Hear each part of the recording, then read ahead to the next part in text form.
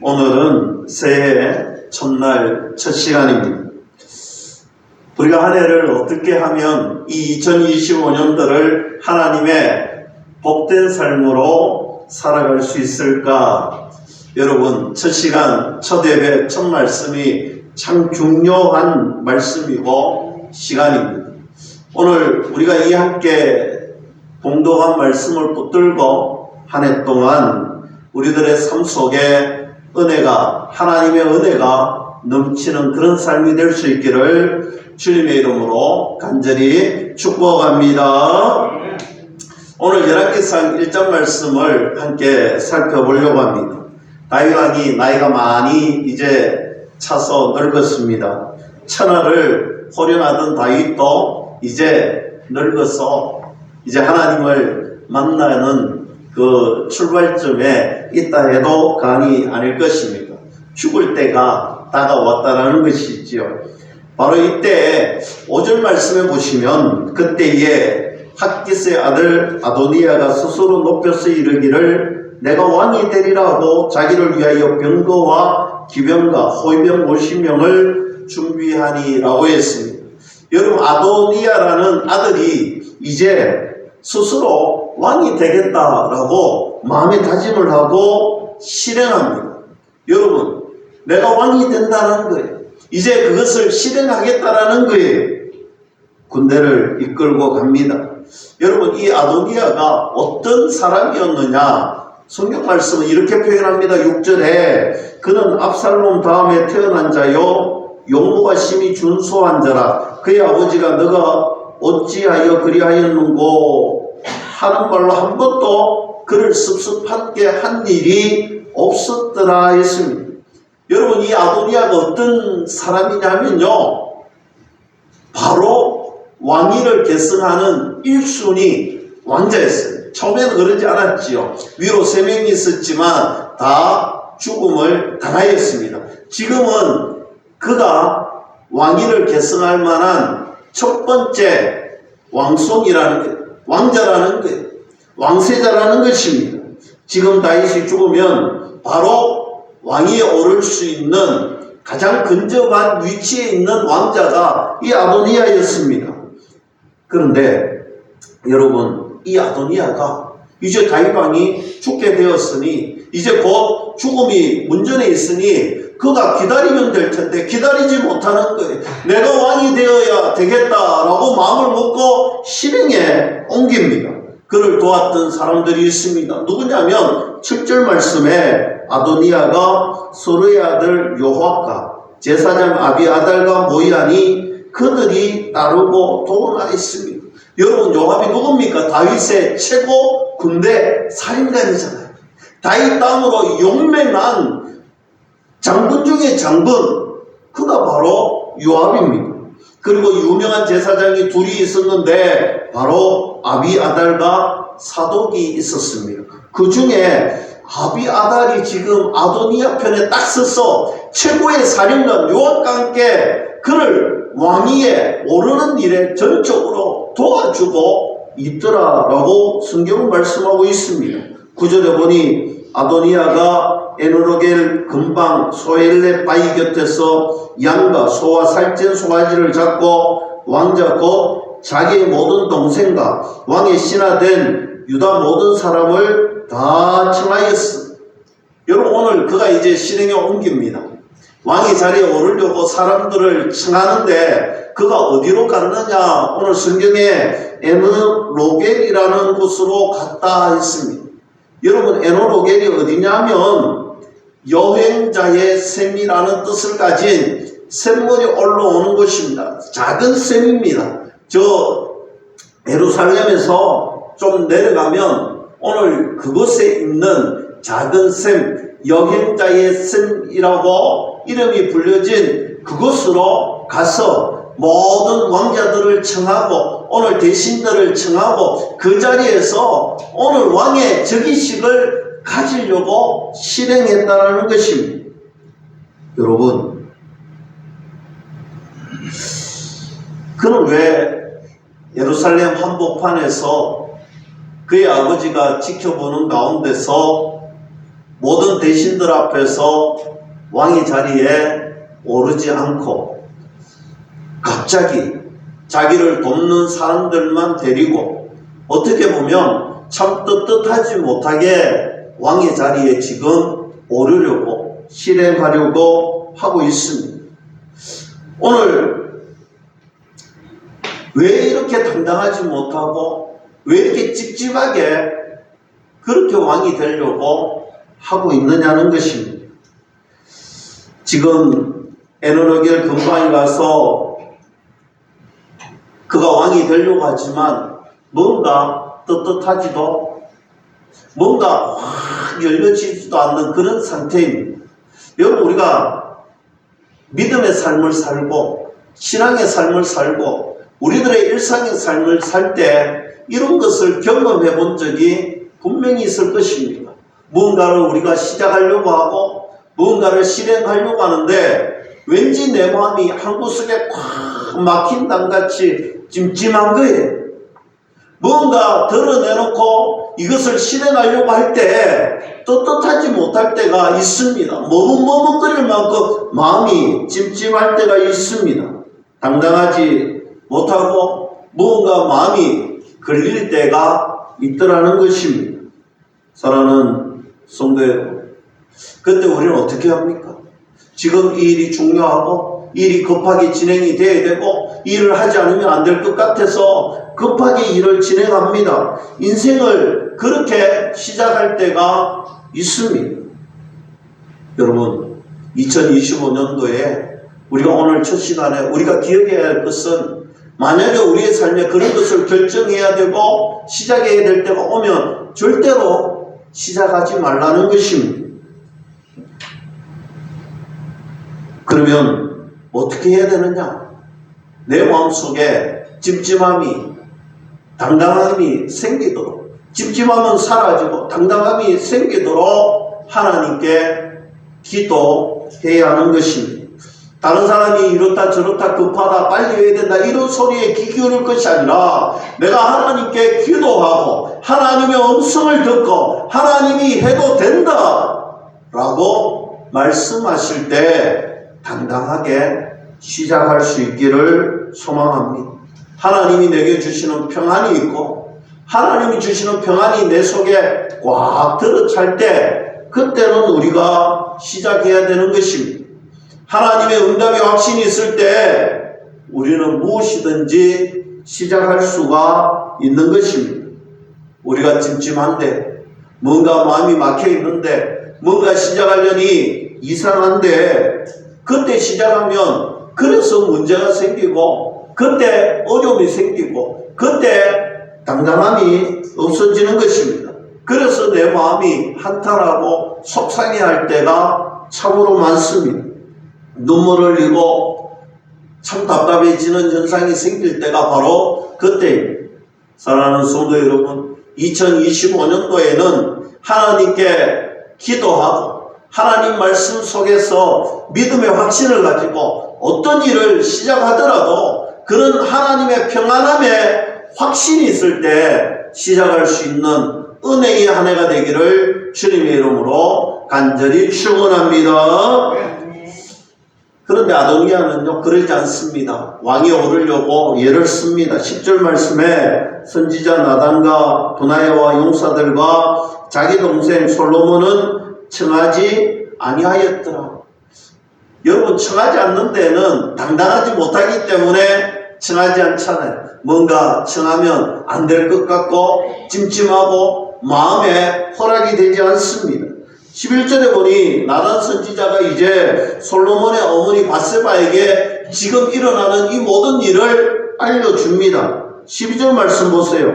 이제 내게 당신의 생명과 당신의 아들 솔로몬의 생명을 구할 계책을 말하도록 허락하소서라고 합니다. 오늘 나단 선지자가 밧세바에게 이제 허락을 받습니다. 그리고 나서 13절에 이렇게 말합니다. 당신은 다윗 왕 앞에 들어가서 아뢰기를 내 주 왕이 전에 왕이 여종에게 맹세에 이르시기를 너희 아들 솔로몬이 반드시 나를 이어 왕이 되어 내 왕이 앉으리라 하지 아니하셨나이까. 그런데 아도니아가 무슨 이유로 왕이 되었나이까 하소서라고 이야기하라는 거예요. 여러분 지금 오늘 바세바에게 오늘 솔로몬 왕에게 들어가서 이야기하라는 것입니다. 지금 당신이 아파 누워있다고 세상이 어떻게 돌아가는지 전혀 알지 못하고 있습니까? 지금 아도니아가 왕이 되보려고 합니다. 당신은 분명히 솔로몬이 왕이 될 것이라고 나에게 이야기해 주었는데 지금 세상은 아도니아가 왕이 되려고 잔치가 벌어졌는데 왜 당신은 지금 이렇게 누워서 세상을 모르고 있습니까? 그러면서 14절에 나단이 그 이야기할 때 내가 들어가서 당신의 말을 확정하겠다. 내가 지원 사격해주고 내가 그 말에 도움을 주겠다라고 말합니다. 드디어 바세바가 다윗에게 다가오지 침실로 들어갑니다. 16절에 다윗이 깜짝 놀라서 어찌 됨이냐? 바세바는 그간 일들을 쭉 이야기합니다. 17절에 하반절에 보면 너희 아들 솔로몬이 반드시 나를 이어 왕이 되어 내 왕이 앉으리라 하셨거늘 이제 아도니아가 왕이 되었어도 내 주 왕은 알지 못하나이다. 왜 지금 모르는? 당신은 왜 지금 세상이 아도니아가 왕이 되고 잔치를 벌리고 지금 큰일 났는데 왜 모르나는 거예요? 지금 역사의 순간이 바뀌어지고 나의 운명이 바뀌어지고 지금 당신이 말한 것이 다 동복이 되고 있는데 왜 모르나는 거예요? 21절에 그렇지 아니하면 내 주 왕께서 그의 조상들과 함께 갈 때에 나와 내 아들 솔로몬은 죄인이 되리이다. 여러분 무슨 말입니까? 무슨 말이지? 오늘 아도니아가 왕이 되면 나도 죽고 내 아들 솔로몬도 죽고 다 죽임을 당하게 될 것이다 라고 이야기하고 있습니다. 이때 22절 말씀에 나단 들어와서 그간의 이야기를 다시 한 번 더 상세하게 왕에게 고합니다. 이 이야기를 다 들었던 다윗 왕이 28절 말씀에 이제 명령하지요. 바세바를 내 앞으로 부르라. 내가 이전에 이스라엘 하나님 여호와를 가르쳐 너희에게 맹세하여 이르기를 너희 아들 솔로몬이 반드시 나를 이어 왕이 되고 나를 대신하여 내 왕이 앉으리라 하였으니 내가 오늘 그대로 행하리라. 걱정하지 말라는 거예요. 내가 이제 다 고쳐놓겠다는 거예요. 내가 말한 대로 내 왕권을 솔로몬에게 주겠다. 반드시 그렇게 하겠다. 그리고 실행합니다. 오늘 본문 말씀이 바로 그 말씀이지요. 32절 말씀 보세요. 다윗 왕이 이르되 제사장 사독과 선지자 나단과 여호야다의 아들 분이야를 내 앞으로 부르라 했습니다. 다 불렀습니다. 왜 불렀습니까? 지금 이제 왕이 말한 대로 왕권을 솔로몬에게 계승해 주기 위해서 다 불렀습니다. 이제 중요한 시점입니다. 이 시점에 와서 어떤 일이 벌어지느냐? 여러분 다 같이 33절 말씀 한번 봅시다. 33절 말씀 중요한 말씀인데 우리가 한 음성으로 이 시간에 함께 읽도록 하겠습니다. 33절 말씀 함께 봅니다. 왕이 그들에게 이르되 너희는 너희 주의 신하들을 데리고 내 아들 솔로몬을 내 노새에 태우고 기온으로 인도하여 내려가고 했습니다. 여러분 오늘 말씀의 제목이기도 합니다. 중요한 말씀입니다. 여러분 줄을 착 쳐놓으시고 이 말씀을 올 한 해 아니 우리 일평생에 꼭 기억했으면 좋겠습니다. 기온으로 인도하여 내려가고 여러분 솔로몬이 다윗 왕이 계승하는 그 왕위를 물려받습니다. 즉위하기 위해서 신하들을 불러 모아놓고 이제 말합니다.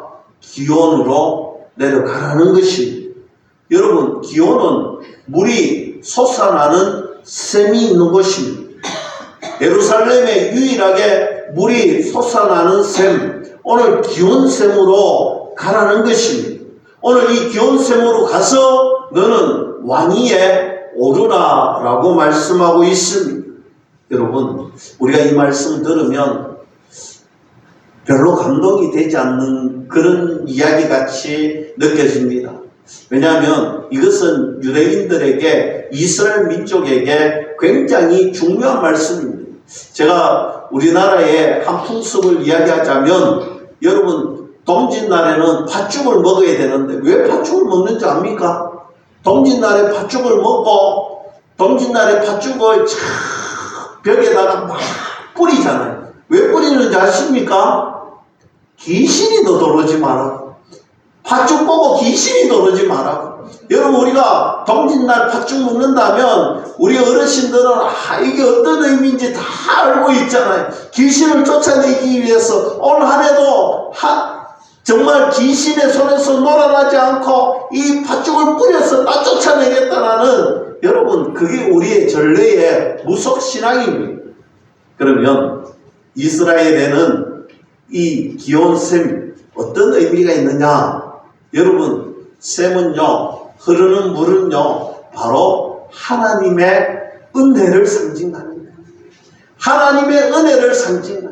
이들에게 흐르는 물은요, 하나님의 은혜를 상징하는 거예요. 오늘 예루살렘에 오늘 이 기온샘, 유일하게 물이 흐르는 곳, 이것은요, 하나님의 은혜가 흐르는 상징적인 의미를 가지고 있는 것입니다.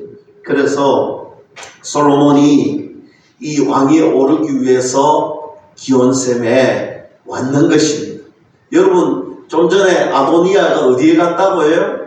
여행자의 섬 에너로겔로 갔잖아요. 작은 섬에 갔습니다. 왕위에 오르려고 합니다. 여러분, 다 같은 흐르는 샘, 여러분 무슨 말인지 이해가 되시지? 오늘 아도니아도 뭔가 찜찜하지만 이 기온샘에 가야 되는데 그러지 못하고 비슷한 곳을 찾았습니다. 오늘 라드네 샘이라는 이 에너로겔에 가서 그는 왕권을 가지려고 합니다. 여러분, 그러나 오늘 다윗왕은요, 솔로몬을 통하여서 오늘 이 하나님의 은혜가 흐르는 기온샘물에 가서 왕위를 계승하라는 것입니다. 무슨 말입니까?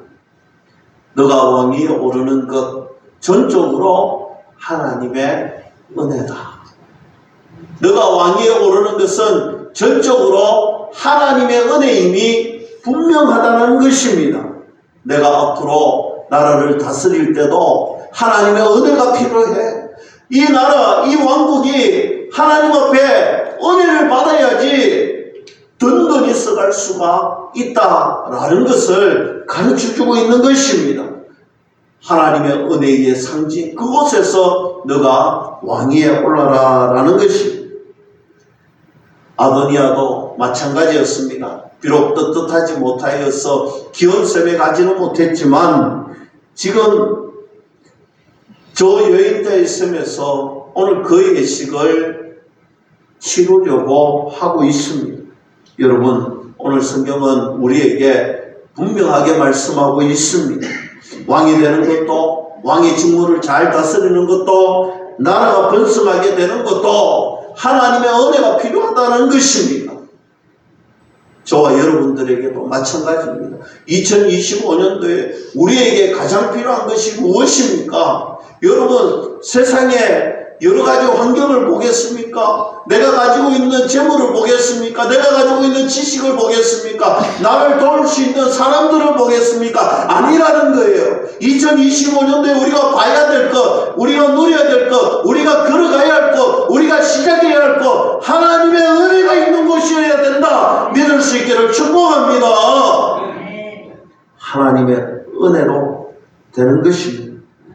하나님의 은혜를 붙드는 인생이 복받은 인생이다. 하나님의 은혜를 깨닫는 자가 복 있는 인생의 길을 걸어갈 수가 있는 것입니다. 하나님의 은혜를 가장 많이 체험했던 사람 중에 한 사람을 뽑으려면 바로 다윗이잖아요. 다윗왕은 그 사실을 알았습니다. 여러분, 하나님께서 사무엘에게 기름을 부어 왕으로 세울 때에 여러분 기억나십니까? 오늘 사무엘을 보내서 오늘 다윗 가문에 그 왕을 세울 때에 얼굴도 보지 말고 용모도 보지 말고 여러분 다 보지 말았는데 사무엘아 너는 절대로 외모로 판단하면 안 돼. 무슨 말입니까? 다윗 왕이 그 가족들 중에 그다지 용모가 뛰어나지 못했다는 것이겠지. 잘생기지도 키가 크지도 용모가 뛰어나지도 용사답지도 못했을 것입니다. 나는 외모를 보지 않고 중심을 본다. 여러분 그렇게 이야기하지 않았습니까? 다윗 왕 집에는요 출중한 영이 7명이나 있었기 때문에 그랬습니다. 여러분 그 출중한 영 1번부터 7번까지 다 건너뛰고 자기에게 기름 부음을 받을 때에 이것은 하나님의 은혜임이 분명하다. 그가 고백하지 않았겠습니까? 다윗이 골리앗과 싸울 때 어땠습니까? 여러분 골리앗을 싸울 때에 갑옷도 맞지 않고 칼도 맞지 않고 그는 홀롤단신 물맷돌 5개를 가지고 나아갔습니다. 여러분 어떤 사람들은 이렇게 이야기합니다. 물맷돌을 가지고 저 골리앗을 한 방에 죽였다. 참 명사수다. 이런 이야기들을 많이 합니다. 여러분 한번 생각해 보세요. 올림픽에 사격하는 사람들, 양궁하는 사람들, 여러분 그 사람들이 늘 이야기합니다. 평소에 연습할 때는 만점을 많이 받는데 올림픽 순간에 그 사선에 서면 명중하기가 쉽지 않다라는 거예요. 그런데 어린 소년 다윗이 그 골리앗 앞에 섰을 때에 그가 잘해서 한 방에 이길 수 있었느냐? 저는 아니라고 봅니다. 전적으로 하나님이 도우셨고 하나님이 하셔서 하나님께서 이기게 하셨다라는 사실입니다. 하나님의 은혜가 아니면 설명할 길이 없잖아요. 사울을 피해서 도망갔던 다윗 얼마나 죽을 고비를 많이 겪었습니다. 사면초가 일대가 얼마나 많았습니까? 그러나 그가 안 죽고 살 수 있었던 것은 그가 고백하잖아요. 셀라 하마누고 오늘 하나님께서 경계의 벽을 내려주셔서 하나님께서 철저하게 보호해 주시고 하나님께서 나를 지켜주셨구나. 그래서 그가 고백하잖아요. 셀라 하마누고 하나님의 경계의 벽이 있었구나. 여러분 얼마나 힘든 순간순간마다 하나님이 도와주시지 않고 하나님이 은혜 주시지 않고 하나님이 보호해 주시지 않았으면 할 수 없었다라고 고백하지 않습니다. 그가 그의 아들 압살롬에 쫓겨갈 때 얼마나 급했는지 왕이 맨발로 도망갑니다. 맨발로 예루살렘에 와서 기도원 골짜기를 달려가서 저 감난산을 넘어 먼 거리를 갈 때 그가 어떤 모습으로 갔느냐? 존귀한 왕이 맨발로 뛰쳐나갔다는 것입니다. 자기를 죽이려고 하는 계책에 세워줄 때마다 그는 돕는 손길이 있었습니다. 후세라는 사람을 통하여서 다윗이 살게 되었잖아요. 가만히 생각해 보면 이것 또한 하나님의 전적인 은혜가 아니면 설명할 길이 없는 것입니다. 그의 삶을 하나하나 되짚어보니 하나님의 전적인 은혜였더라. 그의 고백이지요. 오늘 이것을 솔로몬에게 이야기하고 있습니다. 나의 삶은 하나님의 은혜가 아니면 설명할 길이 없어. 너도 하나님의 은혜가 아니면 나라를 부강하게 하는 것도 나라를 다스리는 것도 할 수 없어. 하나님의 은혜가 필요해. 하나님만 바라봐. 하나님만 바라봐. 너에게 필요한 것은 전적인 하나님의 은혜야. 이 순간을 절대로 잊지 마라. 이 귀한 선물에서 이 왕권 하나님의 전적인 은혜입니다. 하나님만 바라보겠습니다. 하나님 도와주시옵소서. 이 순간을 절대로 잊지 말아라. 오늘 그것을 이야기하고 있습니다. 사랑하는 성도 여러분, 우리의 삶도 마찬가지입니다. 하나님의 은혜가 없으면 우리도 설명할 길이 없습니다. 엉뚱한 데 찾아가지 마세요. 엉뚱한 데 찾아가지 마시고 엉뚱한 곳에 마음 뺏기지 마세요. 하나님만 바라보고 하나님만 붙잡으십시오. 2025년도에는 하나님만 바라보고 하나님만 의지하고 하나님만 붙들고 고백하십시오. 하나님이 필요합니다. 하나님의 은혜가 필요합니다. 하나님 은혜 주시옵소서. 하나님만 바라보게 하여 주시옵소서. 이 고백이 저와 여러분들의 고백이 될 수 있기를 주님의 이름으로 간절히 축원합니다. 한 수도사가 올리브 묘목을 사서 다 심었습니다. 하나님께 기도합니다. 하나님, 이 묘목이 잘 자랄 수 있도록 비가 필요합니다. 하나님, 비를 내려 주시옵소서. 하나님 응답합니다. 비를 내려 주십니다. 오늘 또 가만히 보니 하나님, 이 묘목에게 태양빛이 필요합니다. 태양빛을 내려 주시옵소서. 하나님이 응답 주십니다.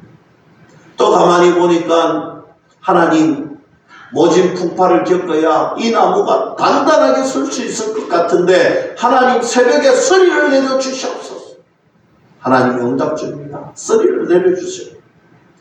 잘 굳굳하게 자랄 것 같았는데 어느 날 보니 이 올리브 묘목이 죽어 있더라는 거예요. 내가 하나님 앞에 필요한 것들 다 기도했고 응답받았는데 이 묘목이 죽었다라는 거예요. 그때 같이 수도하던 한 수도사가 다가와서 이야기합니다.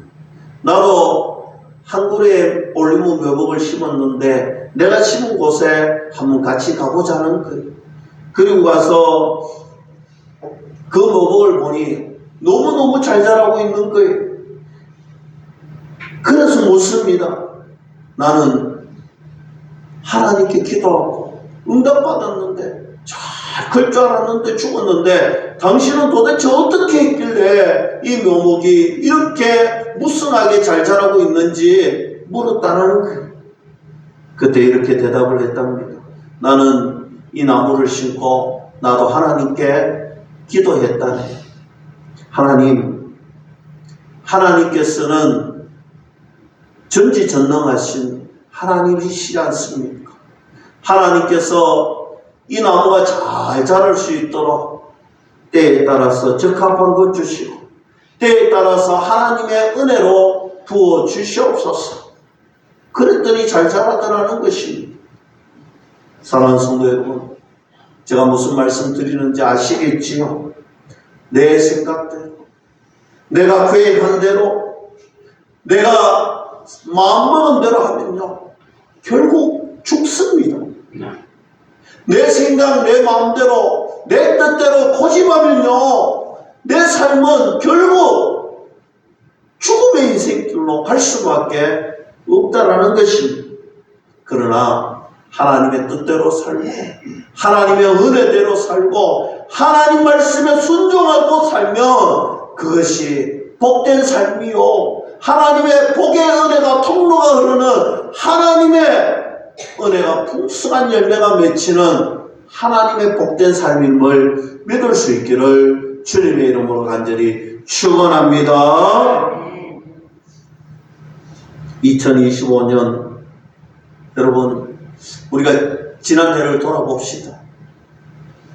아마 잘된 것도 있고 못된 것도 있을 거예요.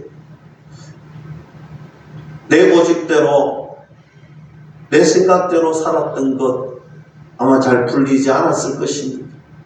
마음이 답답하고 힘들고 어려웠을 거예요.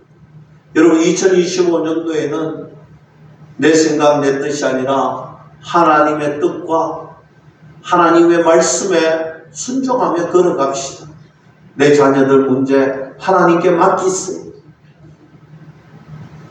내 삶에 여러분 하나하나까지도 세밀하게 간섭하시는 주님 앞에 자녀 문제, 직장 문제, 일터와 사업터, 여러분 우리의 공동체 삶, 우리의 교회의 삶도 주님 앞에 맡기십시오.